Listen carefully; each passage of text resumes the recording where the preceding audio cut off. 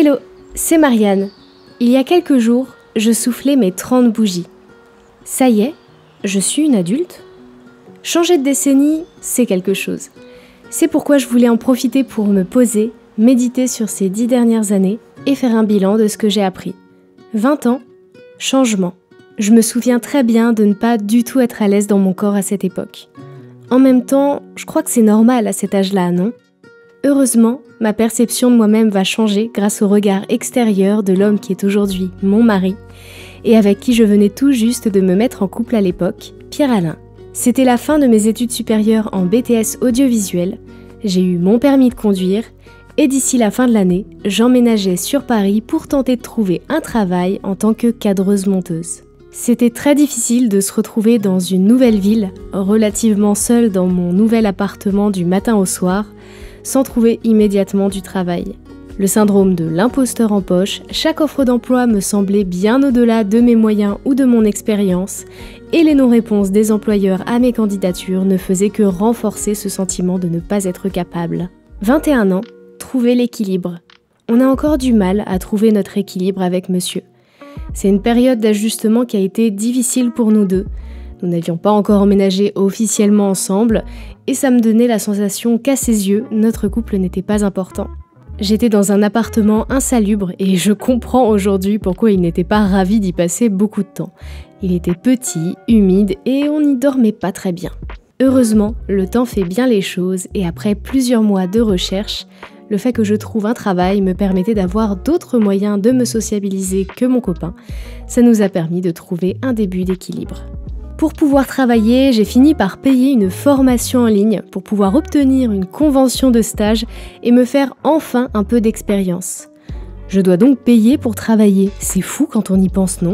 J'ai quand même eu l'occasion de travailler avec des créateurs de contenu que vous connaissez sûrement, donc j'essaye de retenir le positif de cette première expérience dans le milieu du travail.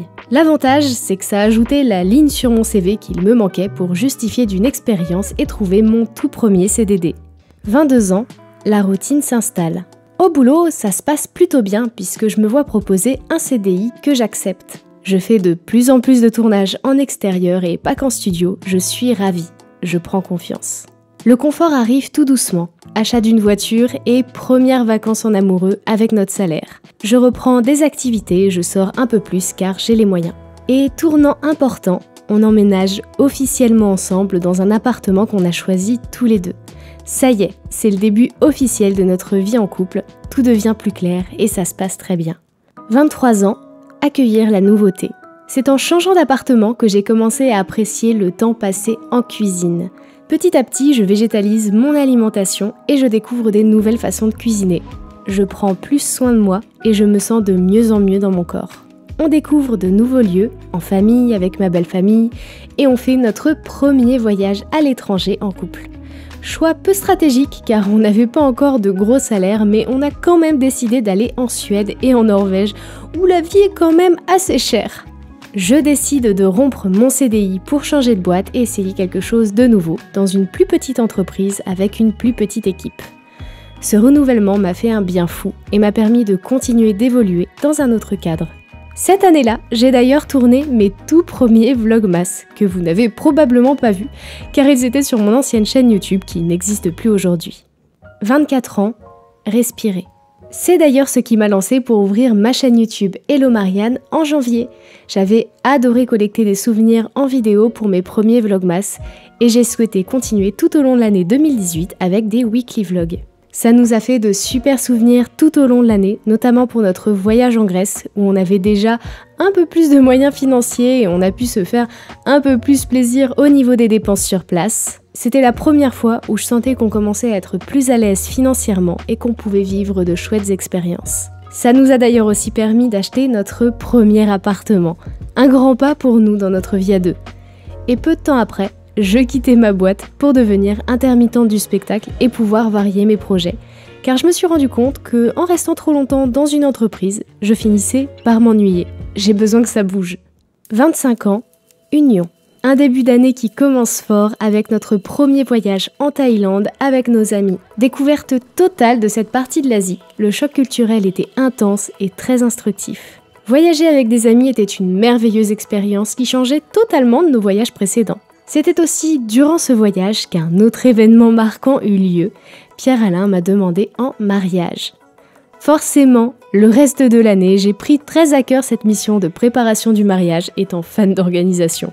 Même s'il y avait beaucoup de choses auxquelles il fallait penser, j'ai adoré apprendre à organiser un événement de cette ampleur.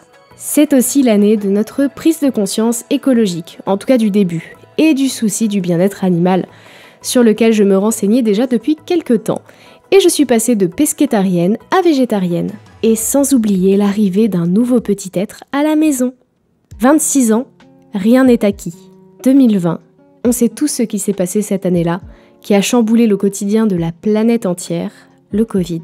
On a quand même eu la chance de pouvoir faire notre mariage civil et un ultime voyage au Cambodge avec nos amis avant de rentrer en période de confinement. C'est là que je me suis rendu compte qu'être introvertie, ça m'allait bien au teint. On a eu de la chance, on a super bien vécu le confinement. On profitait de notre balcon, de la présence l'un de l'autre, d'avoir du temps d'économiser le matin et le soir puisque pas de transport en commun. Je me suis mise au sport, on a joué à plein de jeux de société, on a passé notre meilleure vie de confiné. Mais, le coup dur de cette année, ça a été le report de notre grande fête de mariage qui devait avoir lieu en mai. Au-delà d'avoir été une galère administrative et de gestion du report, ça a été un coup dur pour le moral. Plus d'1 an à organiser un événement qui n'aura finalement pas lieu comme prévu. Heureusement, on se doutait que ça n'était que partie remise. 27 ans, de la douceur. Malgré tout, après cette période enfermée, la nature commençait à nous manquer étant donné qu'on habite en ville. On s'est donc offert des expériences en campagne pour se ressourcer, faire une pause et respirer. J'ai souhaité apprendre quelque chose de nouveau et je me suis mise au tricot. Le fait qu'on puisse voyager et emmener son petit projet créatif avec soi, j'adore. Petit à petit, je trouve ma voie sur YouTube, les vlogs esthétiques, et je commence à partager de plus en plus de recettes veggie. Je me sens plus légitime. Et ma petite communauté commence à grandir. Je passe enfin la barre symbolique des 1000 abonnés. Merci encore d'être là pour suivre mes aventures. 28 ans, shot d'amour. Cette année, c'est la bonne. On se marie après avoir reporté notre mariage 2 fois. Et qui dit mariage dit enterrement de vie de jeune fille.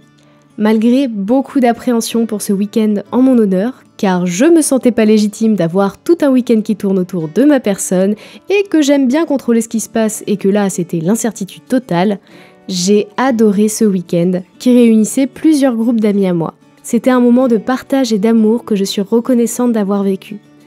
Bien sûr, le mariage était encore plus fort. Nous avions fait le choix de préparer quelque chose de plutôt intimiste avec uniquement notre famille et nos amis proches. L'attente à cause du report a donné une saveur toute particulière à cette journée qu'on n'est pas prêt d'oublier. 29 ans, ressourçant. J'ai eu le sentiment que quelque chose bougeait enfin concernant mon travail sur les réseaux sociaux, même si ça n'est toujours pas mon activité principale et que je continue d'être intermittente du spectacle en parallèle. J'ai eu mes premières propositions de collaboration qui se sont très bien passées. Petit à petit, je m'instruis et je prends confiance. Je me suis aussi ouverte à un nouveau réseau social que je connaissais peu, Twitch. J'adore l'ambiance, j'ai eu la chance d'y avoir un super accueil et même si ça me rémunère pas non plus malgré le temps investi en plus du reste, je suis très contente d'avoir ajouté cette corde à mon arc. Je continue de prendre soin de moi en faisant du sport régulièrement, notamment en allant à la salle de sport, ce qui m'aide à progresser différemment. Et surtout, cette année fut particulièrement douce grâce à ce voyage tant attendu au Japon. Ce voyage m'a changée sur de nombreux points. Je suis si reconnaissante d'avoir pu découvrir ce pays magnifique pendant un mois. Il m'a apporté apaisement et motivation. Au retour de voyage, j'ose le rose dans mes cheveux, une petite folie que je voulais m'autoriser avant mes 30 ans. Et je me mets sérieusement à l'apprentissage du japonais. Et nous voilà en 2024, 30 ans et encore plein de belles expériences inattendues à vivre, j'en suis sûre. Bien sûr, je n'ai pas pu mentionner tout ce qui s'est passé au cours de ces 10 dernières années dans ma vie, mais vous avez là le plus marquant pour moi. J'espère que vous avez apprécié m'écouter partager ces pensées intimes avec vous par ici sur YouTube. Et moi je vous dis, comme d'habitude, à dans 2 semaines pour la prochaine vidéo.